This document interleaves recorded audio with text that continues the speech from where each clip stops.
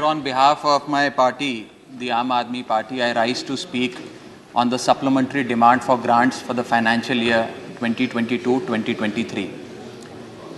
Sir, सरल भाषा में कहूं तो वित्तीय वर्ष की शुरुआत में सरकार को जितना खर्च आवंटित किया गया था वो सारा पैसा खर्च करने के बाद आज अतिरिक्त पैसा मांगने सरकार इस सदन के भीतर आई है।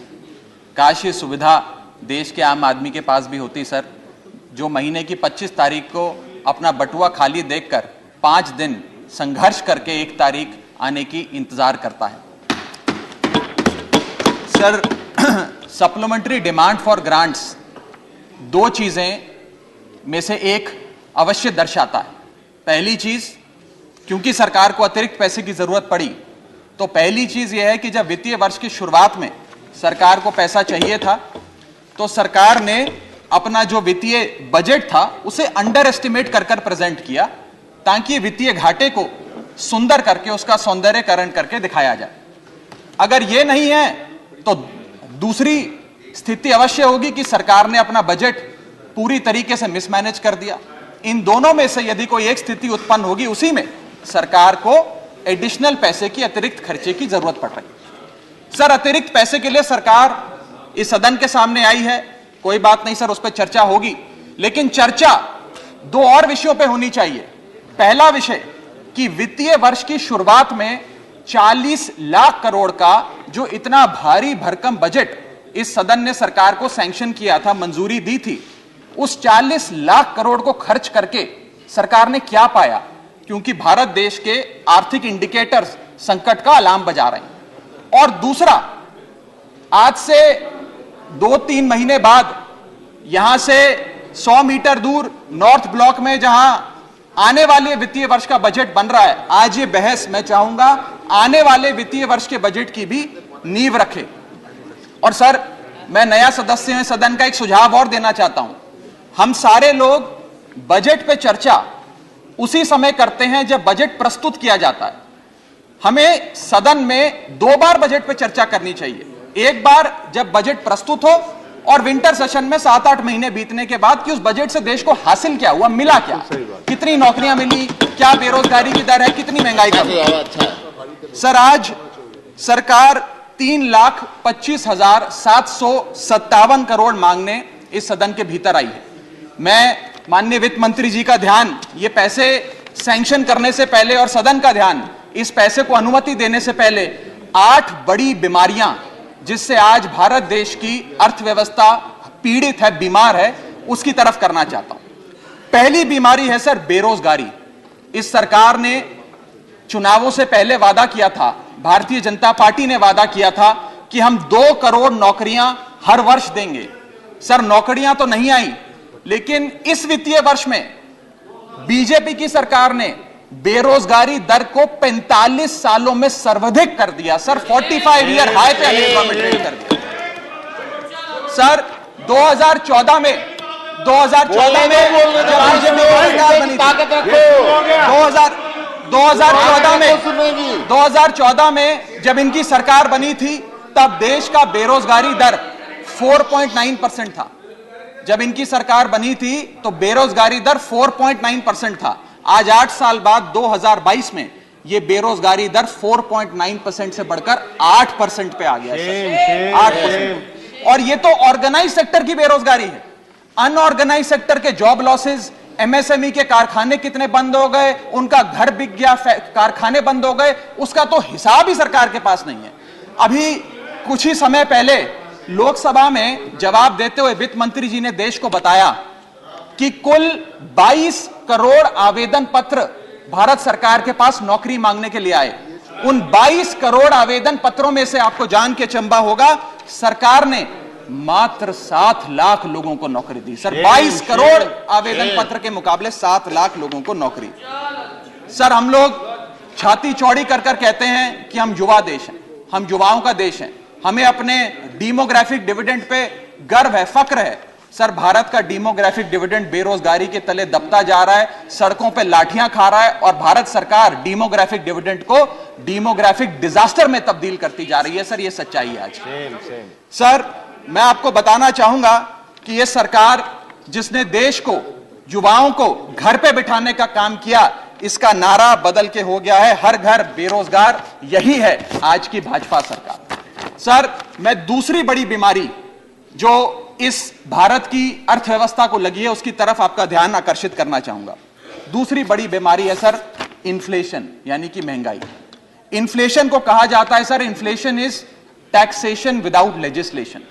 वो महंगाई जो सरकार कानून लाए बिना जनता पे थोप देती है सर। आज भारत की महंगाई इस वित्तीय वर्ष में 30 सालों में सर्वाधिक थी सर, 30 ईयर हाई पे, जहां भारत की थोक महंगाई 12 से 15% के आसपास घूम रही है और खुदरा महंगाई 6 से 8% के आसपास घूम रही है। वादा किया था सर आय बढ़ाने का, आय तो बढ़ी नहीं, महंगाई बढ़ गई। और सर बढ़ती महंगाई और घटती कमाई के चलते आज देश को आधार कार्ड की नहीं उधार कार्ड की जरूरत पड़ रही है। देश के आम आदमी को उधार कार्ड की जरूरत है। वाह वाह वाह। और सर आज इस बहस को सुन रहे भारत देश के करोड़ों लोगों को मैं कहना चाहूंगा कि यह सरकार आप सबको गरीब कर रही है। गरीब सिर्फ वो नहीं सर जो सड़क पे कटोरा लेकर भीख मांग रहा है, हम सब गरीब हो रहे हैं।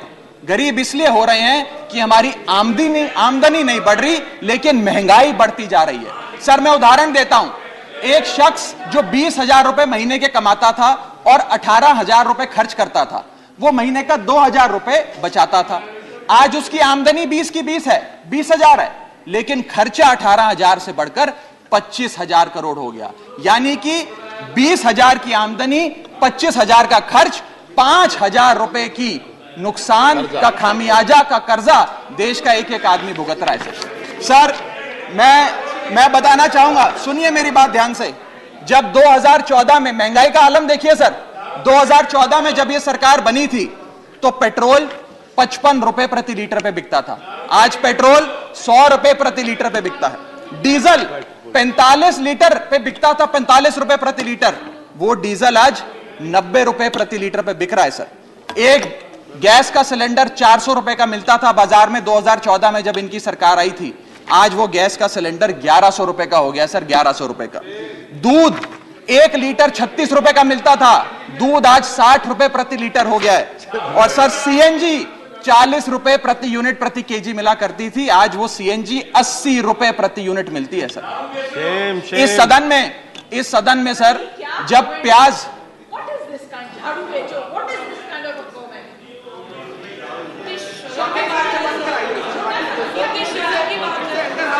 सर आपका प्रोटेक्शन चाहिए, आपका प्रोटेक्शन चाहिए सर, ये बात सही है सर। कमेंट से देखिए सर आप। चलो बोलो सर, बोलो, चलो बोलो बोलो बोलो सर जब देश में, I am not yielding but sir, इस देश में जब प्याज के दाम 100 रुपए प्रति केजी के ऊपर हो गए और इस सदन में हंगामा हुआ तो माननीय वित्त मंत्री जी ने कहा कि मैं प्याज नहीं खाती, तो मुझे उनके भाव से, प्याज की कीमतों से कुछ लेना देना नहीं है। ये मेरा विश्वास है सर कि माननीय वित्त मंत्री जी आटा, चावल, दाल, दूध, दही, पनीर तो अवश्य खाती होंगी, क्योंकि इन सब के भाव बढ़ गए।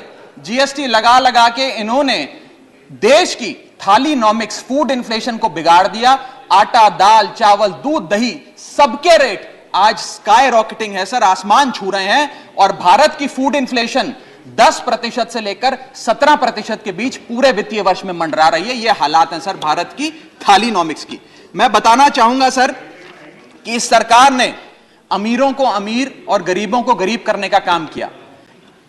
पर कैपिटा इनकम किसी भी देश की आर्थिक स्वास्थ्य का एक बहुत बड़ा इंडिकेटर होता है।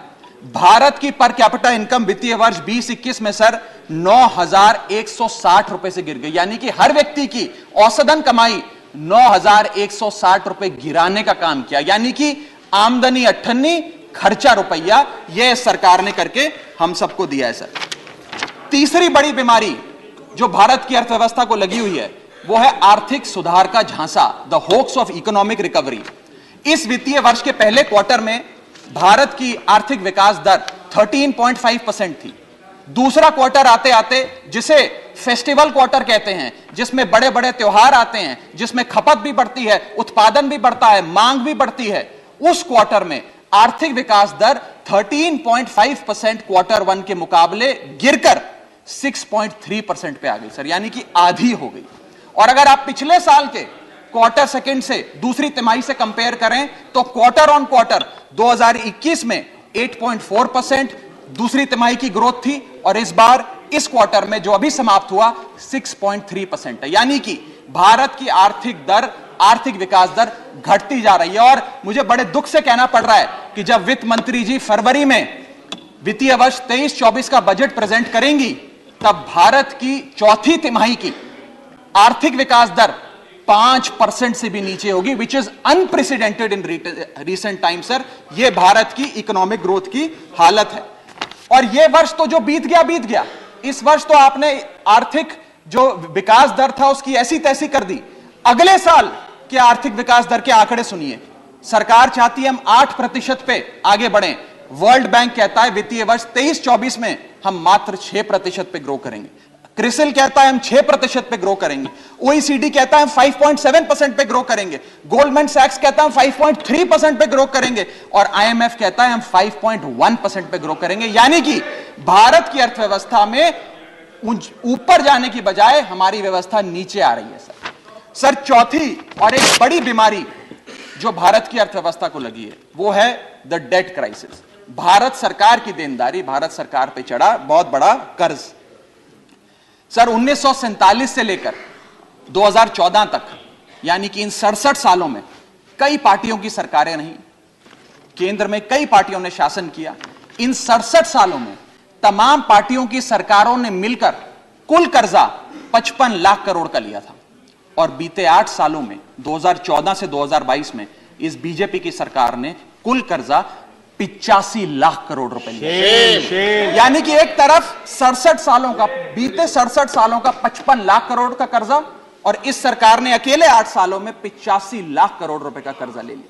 मैं पूछना चाहता हूं इनसे कि ये तो मुफ्त की रेवड़ी भी नहीं बांटते, ये तो मुफ्त की रेवड़ी में भी विश्वास नहीं रखते, तो फिर इनका कर्जा इतना कैसे बढ़ता जा रहा है? ये पैसा जा कहां रहा है, किसकी जेब में जा रहा है? दोस्तवाद की नीति के तहत कौन से इनके दोस्त हैं जिन्हें फायदा पहुंचाया जा रहा है? ये मैं पूछना चाहता हूं सर 2014 में जब भाजपा की सरकार बनी तो government debt to GDP ratio 40% था, मात्र 40%। आज government debt to GDP ratio इस देश में 90% छू रहा है सर, 90%। और इस देश की डेट की स्थिति बढ़ाकर 1,55,000 करोड़ का 1,55,000 करोड़ का कुल कर्जा इस देश ने लिया सर। पांचवी बीमारी जो भारत की अर्थव्यवस्था को लगी हुई है, पांचवा बड़ा रोग, किसानों का संकट। सर मैं बताना चाहूंगा कि बड़े बड़े उद्योगपतियों के, अपने दोस्तों के बड़े बड़े लोन्स इन लोगों ने माफ कर दिए, लेकिन भारत देश के किसान की जो कर्जा था, जो डेट था, वो पिछले 8 सालों में 53% बढ़ा है, कम नहीं हुआ सर, 53% इंक्रीज हुआ है, जिसके चलते आज एवरेज फार्मर डेट पर फार्मर डेट इस देश की 74,000 रुपए, यानी कि 74,000 रुपए का कर्जा आज देश के हर किसान के सर पर है सर। अगर किसान अपना कर्ज का भुगतान नहीं करता तो उसके नाम के नोटिस चिपकाकर किसान की बदनामी करती है यह सरकार, और बड़े बड़े उद्योगपति जो लाखों करोड़ रुपए डकार गए उन्हें बिजनेस क्लास में बिठा के देश से रवाना करती है सर ये सरकार। सर आज हमारा देश का अन्नदाता, देश का किसान जो हमारा पेट भरता है, जो हमें खाना देता है सर, आज वो जहर खाने को मजबूर हो गया है। एनसीआरबी का डेटा बताता है कि वित्तीय वर्ष 21-22 में 10,851 किसानों ने आत्महत्या करी। यानी कि इस देश में औसत रोज के 30 किसान आत्महत्याओं की आती है। 30 किसान रोज इस देश में आत्महत्या कर रहे हैं। हम आजादी का अमृत महोत्सव मना रहे हैं, and 30 farmers per day in this country commit suicide sir. मैं अपने ट्रेजरी बेंचेस पे बैठे मित्रों को यह भी कहना चाहूंगा कि किसान भोला है, भुलक्कड़ नहीं है। वो ये नहीं भूला कि 1 साल आपने उसे खुले आसमान में सड़कों पे आंदोलन करने के लिए उतारा था, जिसमें 800 से ज्यादा किसानों की शहादत हुई सर। और सर किसानों के बारे में मैं एक आपको बड़ी महत्वपूर्ण जानकारी देना चाहता हूं। किसानों की आय दुगनी करने का वादा सरकार ने किया था कि हम बढ़ाएंगे और दुगनी करेंगे। आय दुगनी करना तो छोड़ दीजिए, स्टैंडिंग कमेटी ऑन एग्रीकल्चर की रिपोर्ट बताती है कि 4 से ज्यादा राज्यों में आय बढ़ाना तो दूर, 30% किसानों की आय घट गई सर, बढ़ाना तो दूर की बात। आय किसान की घटाने का काम इन लोगों ने किया, और एक ऐसे दौर में जब भारत की रूरल इन्फ्लेशन भारत की अर्बन इन्फ्लेशन से ज्यादा है, यानी कि गांव में रहना महंगा है शहरों के मुकाबले।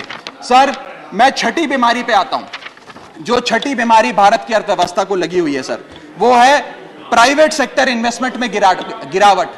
दो बड़े फायदे इस सरकार ने कॉर्पोरेट जगत को दिए। पहला, कॉर्पोरेट टैक्स कम करके 30% से घटाकर 22% कर दिया, जिसमें 1.5 लाख करोड़ का फायदा 1.5 लाख करोड़ का फायदा कॉर्पोरेट्स को दिया, और सरकार का हर साल का 1.5 लाख करोड़ का नुकसान कराया। और दूसरा बड़ा फायदा, अपने दोस्तों के उद्योगपतियों के पिछले 5 वित्तीय वर्षों में 10 लाख करोड़ रुपए राइट ऑफ कर देने, वो माफ कर देने। ये दो बड़े फायदे उन्होंने, रियायतें। Honourable member, you have twice made observations अपने दोस्तों के। I have taken note of it. These are one second. Can't you keep your seat? Honorable Member Jaya Bachchan raised a very important issue. I wanted to reflect to it after you had concluded, but since you have continued with the two indiscretions, you need to be careful about it. Okay. Everything which you say here leads to consequences. As regards what the honorable member said, if someone is speaking, where is the occasion to make a shouting of that kind? I deprecate this, whether it is from this side or that side. Thank you, sir. Everyone is entitled to patient hearing, and let us not show aggression except in our thought process. Both sides are there. So be careful about it. Go ahead. Sir ये दो फायदे पहुंचाने के बाद, corporate जगत को फायदे पहुंचाने के बाद, जब सरकार से पूछा गया कि आपने ये फायदे क्यों दिए, तो सरकार कहती है इससे रोजगार उत्पन्न होगा। रोजगार तो उत्पन्न हुआ नहीं सर। भारत में आज बेरोजगारी की दर 45 साल में सर्वाधिक है। दूसरा, इन्होंने कहा कि वस्तुएं सस्ती हो जाएंगी बाजार में। महंगाई की दर 30 साल में सर्वाधिक है, महंगाई भी कम नहीं हुई। और तीसरी चीज जो सरकार हमें बताती है कॉर्पोरेट जगत को ये फायदे देने के लिए, कि प्राइवेट निवेश इस देश में बढ़ेगा। सर मैं आपको बता दूं कि प्राइवेट निवेश Q1 फाइनेंशियल ईयर 22-23 में 20% से घटा है। प्राइवेट इन्वेस्टमेंट 2022 के अगर आप आंकड़ों की बात करें तो 22% से गिरी है। फॉरेन इन्वेस्टमेंट 59% से घटा है। और GFCF, जिसे ग्रॉस फिक्स्ड कैपिटल फॉर्मेशन कहते हैं, जो इंडस्ट्री का इन्वेस्टमेंट होता है, जो इंडस्ट्री फिक्स्ड कैपिटल में इन्वेस्ट करती है, वो वित्तीय वर्ष 19-20 से लेकर आज तक लगभग सारे क्वार्टर्स में गिरता गया, 1-2 क्वार्टर छोड़ के। ये प्राइवेट इन्वेस्टमेंट के हालात हैं इस देश में। मैं कहना चाहूंगा माननीय वित्त मंत्री जी को कि आज से 2-3 महीने पहले इंडस्ट्री से बात करते हुए वित्त मंत्री जी ने कहा that why is the Indian corporate sector not investing. उन्होंने उन्हें डांट के कहा कि आप लोग क्यों नहीं इन्वेस्ट कर रहे हैं। मैं बताना चाहता हूं क्यों नहीं इन्वेस्ट कर रहे हैं। इन्वेस्टमेंट रियायतें देने से नहीं आती, इन्वेस्टमेंट डिमांड क्रिएट करने से आती है। आपको मार्केट में मांग क्रिएट करनी पड़ेगी। जब मांग क्रिएट होगी तो उत्पादन भी होगा और खपत भी होगी। मैं एक और महत्वपूर्ण आंकड़ा आपके सामने रखना चाहता हूं सर। 7वीं बड़ी बीमारी जो भारत की अर्थव्यवस्था को लगी है, devaluation of the Indian rupee, गिरता हुआ रुपया। सर आज हम आजादी का अमृत महोत्सव बना रहे हैं और सरकार ने आजादी के अमृत महोत्सव वाले साल में रुपये को मार्गदर्शक मंडल में डाल दिया है सर। रुपया 82 रुपए हो गया है। जब ये सरकार बनी थी तो रुपया 60 रुपए। सर खत्म करने दीजिए। Is my maiden speech sir, please. Sir maiden speech sir is my maiden. Sir 2014 में 1 डॉलर जब इनकी सरकार आई थी वो 60 रुपए का मिलता था सर। आज $1 82 रुपए का हो गया। ये सरकार कहा करती थी, कई बड़े नेता इनके दिग्गज कहा करते थे कि जब रुपया गिरता है तो भारत की साख गिरती है, भारत की प्रतिष्ठा गिरती है। आज तो सर लगता है कि साख, प्रतिष्ठा और रुपया सब न्यूनतम स्तर पे आ गया सर। मैं आपको यह भी बताना चाहता हूं सर कि कोई भी अर्थशास्त्री आपको यह बताएगा कि जब रुपया गिरता है तो भारत के एक्सपोर्ट बढ़ते हैं, और बढ़ने चाहिए भी सर। क्यों बढ़ते हैं? क्योंकि मान लीजिए कोई बहुत बड़ा बायर अमेरिका में बैठा है, वो भारत की एक वस्तु $5 पे खरीदता था, आज क्योंकि डॉलर मजबूत हो गया, रुपया कमजोर हो गया, वो वस्तु $3.5 में उसे मिल जाती है, तो वो ज्यादा ऑर्डर देता है, भारत के एक्सपोर्ट बढ़ते हैं। लेकिन आज एक बड़ी चौंका देने वाली स्थिति इस देश में है कि रुपया तो गिर रहा है, डॉलर मजबूत हो रहा है, लेकिन भारत के एक्सपोर्ट्स भी गिर रहे हैं। और एक्सपोर्ट्स क्यों गिर रहे हैं, यह मैं सवाल भारत की वित्त मंत्री जी से पूछना चाहता हूं। इस ईयर ऑन ईयर आंकड़ों की हम बात करें अक्टूबर 2022 की, तो 16.7% से भारत के एक्सपोर्ट्स कॉन्ट्रैक्ट हुए सर, यानी कि रुपया भी गिर गया और भारत के एक्सपोर्ट्स भी गिर गए। ना खुदा मिला ना विसाले सनम, ना इधर के रहे ना उधर के रहे। सर, 8वीं बड़ी बीमारी जो भारत की अर्थव्यवस्था को लगी है वो है the failure of the startups. पूरे देश में, पूरी दुनिया में घूम घूम कर सरकार के बड़े नेताओं ने कहा कि भारत अब एक स्टार्टअप नेशन बन गया है, दुनिया में भारत अब दुनिया की स्टार्टअप कैपिटल बोला जाएगा। मैं बताना चाहता हूं सर, क्या कभी वित्त मंत्री जी ने मुड़ के भारत के स्टार्टअप्स की हालत देखी? आज भारत में 10% से भी कम स्टार्टअप्स अपनी 5वीं सालगिरह पूरा करते हैं। ईयर ऑन ईयर 37% का डिक्लाइन स्टार्टअप में इन्वेस्टमेंट में है। और अनअकैडमी हो, ओला हो, कार्स 24 हो, वेदांतु हो, बाइजूस हो, मीशो हो, चार्ज भी हो, उड़ान हो, ये सारे बड़े स्टार्टअप्स, जो ये बड़े बड़े स्टार्टअप जिन्हें हम न्यू इंडिया की न्यू इकोनॉमी कहकर पूरे विश्व में प्रचारित करते हैं, इन सारे स्टार्टअप्स ने नौकरियां से लोगों को निकालकर हजारों लोगों को बेरोजगार करने का काम किया। सर, मैं आता हूं डिमांड फॉर ग्रांट्स पर, सप्लीमेंट्री डिमांड फॉर ग्रांट्स। ये मैं पढ़ रहा था सर, 3,25,757 करोड़ सरकार ने मांगे हैं। इसमें 1 लाख करोड़ एक सब्सिडी के लिए हैं, 80,000 करोड़ दूसरी सब्सिडी के लिए हैं, 45,000 करोड़ तीसरी सब्सिडी के लिए, और ऐसे सब्सिडी के पैसे मांग रहे हैं। सर, ये डिमांड फॉर ग्रांट्स कहां है? ये तो डिमांड फॉर सब्सिडी है। और जब हम लोग दिल्ली में अरविंद केजरीवाल जी की सरकार गरीब आदमी को मुफ्त बिजली देती है, मुफ्त पानी देती है, मुफ्त शिक्षा देती है, मुफ्त स्वास्थ्य देती है, तो इनको हमारी सब्सिडी रेवड़ी लगती है सर। इनकी सब्सिडी, हमारी सब्सिडी रेवड़ी, ऐसा तो नहीं होगा सर। ये करें तो पुण्य, हम करें तो पाप। हमारी सब्सिडी भी सब्सिडी है, इनकी सब्सिडी भी सेफ। और मैं चाहूंगा सर, इस देश में बहस होनी चाहिए और आप वो बहस कराएं सर कि रेवड़ी क्या है, सही मायने में क्या मुफ्त की रेवड़ी और क्या मुफ्त की रेवड़ी नहीं है। सर, यहां बैठे सभी सांसदों को और लोकसभा में बैठे सभी सांसदों को सर 34 हवाई यात्राएं मुफ्त मिलती हैं। सर, हमें 50,000 मुफ्त बिजली मिलती है प्रति एनम। सर, 40 लाख लीटर मुफ्त मिलता है। सर, अगर आज अरविंद केजरीवाल जी की सरकार 300 यूनिट बिजली मुफ्त दे देते हैं आम आदमी को, 20,000 लीटर मुफ्त दे देते हैं, तो इन्हें दर्द होता है। अरे सुनो साहब, सुनो, शांति से सुनो सर, सुनने की हिम्मत रखो साहब, गुप्ता जी, सर उनको तो बढ़ाओ सर, मैं बताना चाहूंगा इस देश के कंक्लूड, मैं महत्वपूर्ण आंकड़ा दे रहा हूं सर, कंक्लूड, इस दुनिया में, बस कंक्लूड कर रहा हूं सर, ओवर सर, इस दुनिया, come on please, honourable member please, sir, इस दुनिया में, राइट, बट प्लीज सर, इस दुनिया में leave it to the chair, sir, इस देश, प्लीज कंक्लूड, बस कंक्लूड कर रहा हूं सर, मेरे बस 2 पन्ने रह गए सर। सर, इस देश के नहीं, 12 पढ़ चुका हूं सर। इस दुनिया में 40 ऐसे विकसित देश हैं सर, जो, बस कंक्लूड कर रहा हूं सर, इस दुनिया में 40 ऐसे विकसित देश हैं। इस दुनिया, सर बस कंप्लीट कर रहा हूं सर, इस दुनिया में 40 ऐसे विकसित देश हैं जो मुफ्त बिजली, मुफ्त पानी, मुफ्त शिक्षा देते हैं। सर, वो इसलिए मुफ्त नहीं देते क्योंकि वो विकसित हैं सर, वो इसलिए दे पाते हैं, उन्होंने ये सारी चीजें मुफ्त देकर ह्यूमन रिसोर्सेज में इन्वेस्ट किया, इसलिए विकसित बने।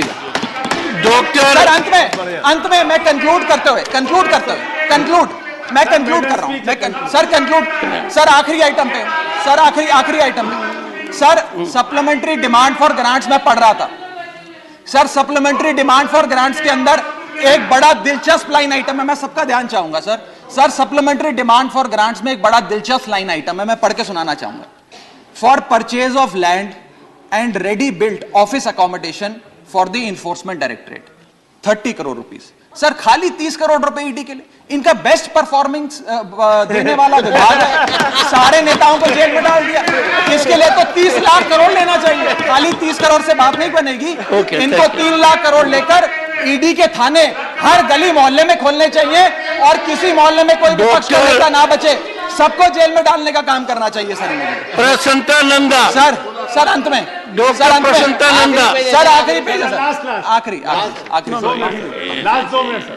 सर आखिरी पन्ना है। मेरे 10 सवाल हैं बस सर, लास्ट मेरा पहला सवाल, मैं 10 सवाल वित्त मंत्री जी 30 सेकेंड सर 2 मिनट बस 30 सेकेंड। मैं 10 सवाल पूछ के अपनी बात समाप्त करूंगा।